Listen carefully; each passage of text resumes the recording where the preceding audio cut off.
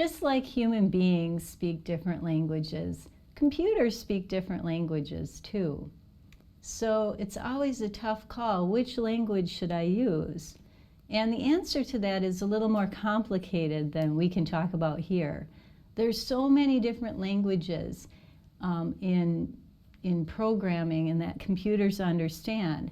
Some of the languages are what we call high-level languages.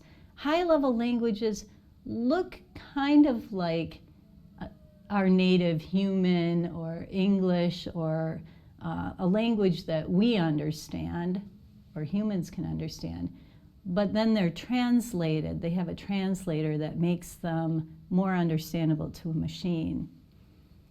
Other languages are called low-level languages, and those languages talk directly to the bowels of your machine. So I have a couple of programs, assembly language and machine language.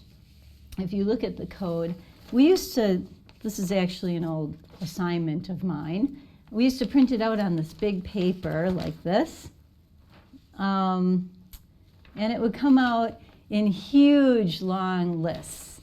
And if you look at that code, it looks like all just numbers and letters, nothing that you'd really understand in any human language. Those are low-level languages. Java, however, is a high-level language, like many others. This program was written in a language called C++, which is also a high-level language. And you can see words like if. I know the word if, I use that every day. And other words that are a little more understandable to us. This program was written in a language called COBOL, and COBOL is also considered a high-level language, but when you look at it, it might not look that way. So the language that we'll be computing in is called Java. It looks relatively, I mean, some of the words might look familiar, and some of the commands might look familiar. But how do we get that into the computer is the next question. So we're going to have to use some kind of an editor.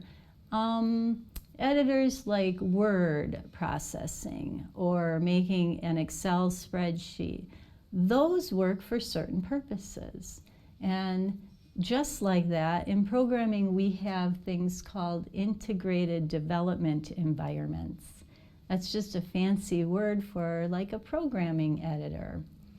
So you see on this screen I have a few different IDEs to show you. We might be familiar with this block language here. And that IDE we could look at and drag some blocks over into the editor.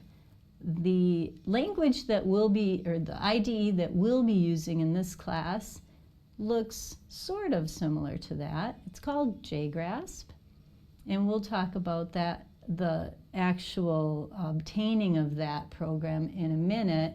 But right now, just notice that there's a file browser. There's an area where you'll be doing your editing for programs, and then there's an area down here where output will be shown.